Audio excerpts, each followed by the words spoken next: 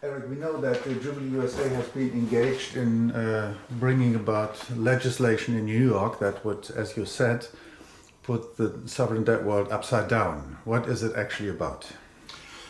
Well, the legislation that we just introduced with Assembly Member Fahey in New York is incredibly exciting.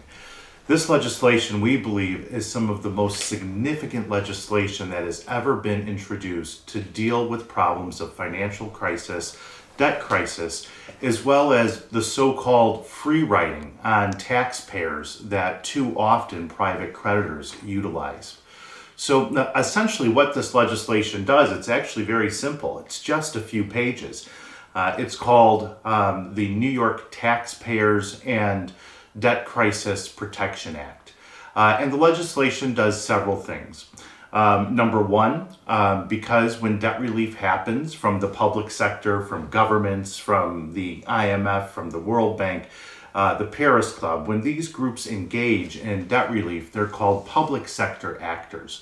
And when they offer debt relief or better terms for restructuring, too often private creditors don't join in relief. And then they benefit from the relief offered by the US government or the German government or the government of the United Kingdom.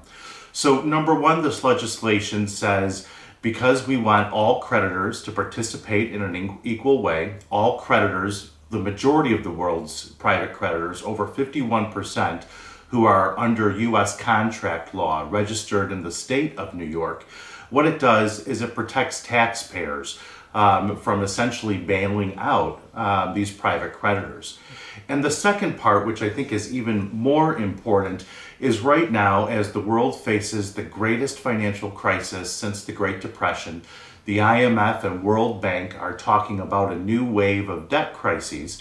What this legislation does is, as the public sector, the governments of Germany and the United Kingdom are involved in debt relief efforts for developing countries, the legislation says that every private creditor, all of Wall Street, every commercial bank that's registered in New York, the majority of the world's creditors, must offer the same level of debt relief as governments do, as the public sector does.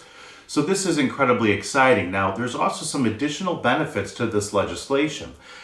We also believe with how the legislation is structured and the fact that in particular, developing countries, developing middle income countries, our main trading partners in the North, or one of our main trading partners rather, we have a lot of supply shocks right now. Food's becoming more expensive. It's harder to get certain things. And the more that we're able to resolve these crises in developing countries, the less supply shocks we'll have, and we'll also be able to deal with some of the inflation problems that we're facing right now in the United States, in Germany, in much of the developed world. And I think the last thing to offer about this legislation, what really makes it groundbreaking, is this legislation says that it covers all of the debt relief initiatives we've won in the past and all the ones that we're going to win in the future. So why is that significant? Well, Jubilee Germany, Jubilee USA, the global Jubilee movement, it's very exciting to be shooting this video in Cologne when in 1999, we saw the world come together and tell the G8 that we need to get quick debt relief for developing and poor countries that were facing so much crisis. So all of the agreements we won back then, HIPC 1, HIPC 2, the Multilateral Debt Relief Initiative, later debt relief initiatives, those are covered under this new law. So any international agreement that's moved forward by the G20, the International Monetary Fund, the United Nations in the past, is covered under this agreement. Why is that important? Well, right now, given the pandemic, when we're facing this great financial crisis, a number of debt relief initiatives have moved forward. The most specific and perhaps important now is what's called the G20 Common Framework. Right now, it only covers 73 of the world's poorest countries. But we already see some momentum led by the United States and others in the G20 to extend that restructuring, that debt relief process to developing middle-income countries, thus covering many of our trading partners in most of the world where we're facing the most significant crises. So in the future, if the G20 agrees to extend to all of those particular countries, what this actually means for us when we extend it to those particular developing countries is that this new debt relief process will also extend to the private sector, ensuring that they offer comparable treatment as the public sector.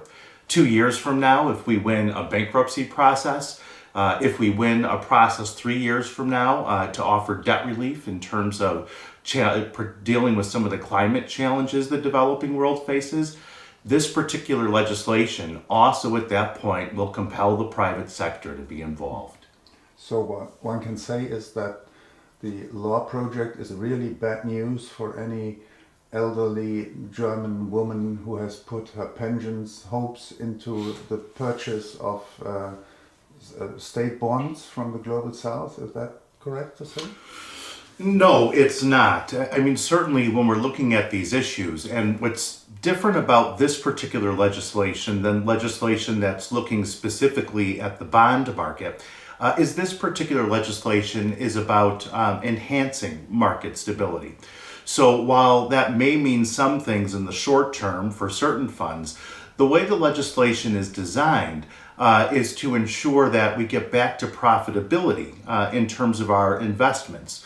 So if I'm a pensioner, and certainly right now dealing with high food prices and inflation, I want those issues addressed, but more importantly, I want to ensure that my investments will have a long-term profitability and not be impacted or hurt because we're too slow on debt restructuring and we're not implementing the international agreements.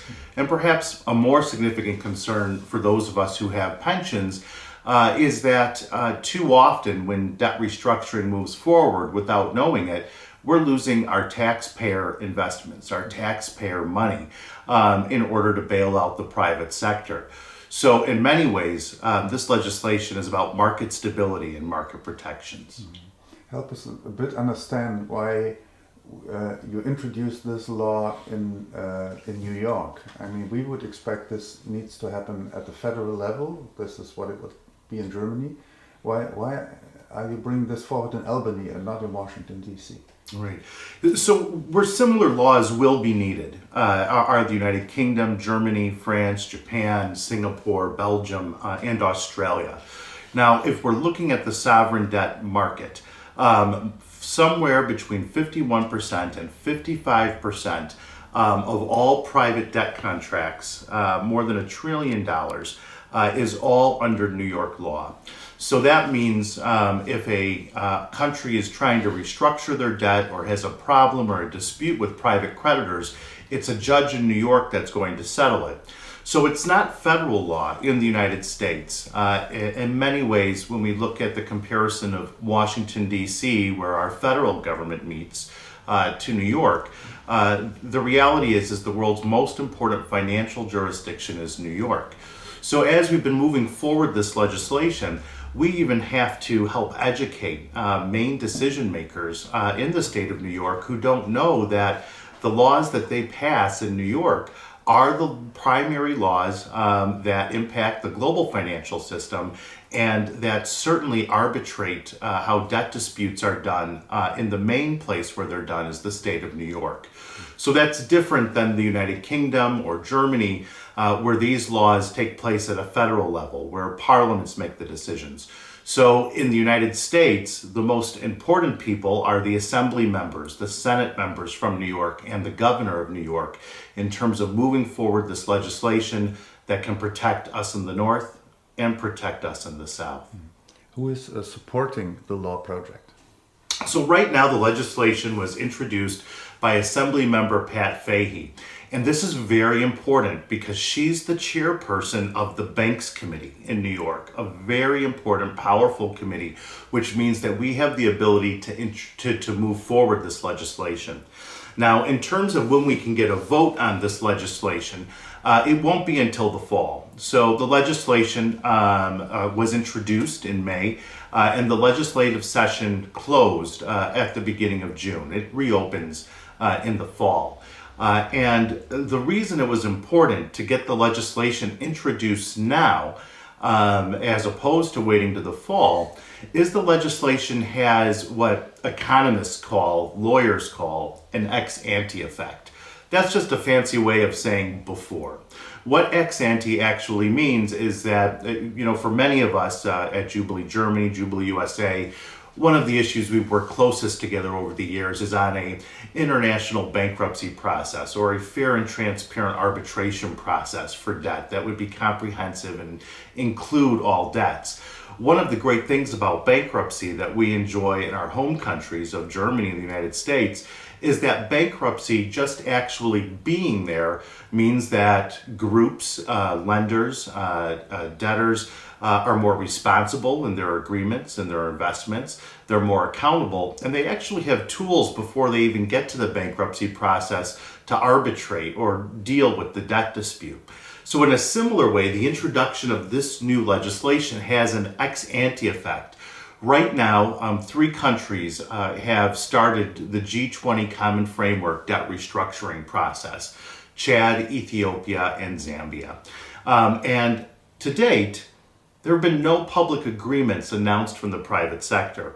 In fact, much of the information we've gotten about the debt restructuring deals, although there are some exceptions, most of it is that the private creditors are refusing to participate and again want a free ride from the governments of Germany and US, from the public sector to take advantage of us and our taxes. And so what the introduction of this legislation means, because private creditors will not want it to pass, it means that right now they will be compelled to kind of go over oceans, to do as much as they possibly can to cut the debts. So they can say to the governor of New York, they can say to the assembly members of New York, look, we don't need to pass a law because we're going to go ahead and do this voluntarily. We know we do need to pass a law, but before that law is passed, just the existence of the law will encourage private creditors to come to the table in better faith. Who's opposing the project? So right now, we have no public opposition to the project. And we actually believe that we will actually gain some substantial support from the private sector community, because this type of legislation is about market enhancement, market protections, and getting our investments back to long-term profitability. With that said, because the last 2 years, as the world has faced the worst crises since the Great Depression, we've largely seen the representatives of the private sector simply maintain the status quo, which is we don't need to offer debt relief. Countries are still getting some financing, so we're just going to keep on getting paid. So we do expect that there will be some that are looking for short-term gains as opposed to long-term legitimate gains that may raise a fuss about the legislation. What would the arguments be? Well, I think what they would be arguing, again, is that voluntary processes work, that they can participate, and when they do participate, they're able to do certain things that are helpful. So many in the private sector, as opposed to offering debt relief in these situations, want to help figure out new financing, new loans, so that they can bridge to get through this particular period of time. But of course, the problem with that is it often makes the crisis worse. It kicks the can down the road for another government, and the country ends up with more debt. So it just means the crisis is deferred. But these kinds of arrangements allow the private sector to continue to get paid. But this is really only looking at a short-term solution as opposed to a long-term solution. One of the comparisons that we have for this are many of the debt relief agreements that we've won in the past, like the HIPC or the Multilateral Debt Relief Initiative, which, World Bank president, former President Jim Kim, said these particular agreements led to significant economic growth across Africa and for developing countries. But at the time, when these agreements were implemented, public creditors didn't want to participate. But they did see that if they wanted to have trading partners, if they wanted to get back to some economic stability, that once debt relief moved forward, it helped in all of these areas. So I think when we're talking about the arguments against, they're mostly going to be arguments about short-term getting paid as opposed to long-term responsibility. Some of the other arguments that exist around legislation that is similar don't apply to this particular legislation because we're not regulating the bond markets. We're not telling governments how they should operate their financial jurisdictions in terms of bonds. We essentially are ensuring that all private creditors follow the same agreements that our governments, the governments of Germany, the governments of the United States, of the United Kingdom, have already agreed to.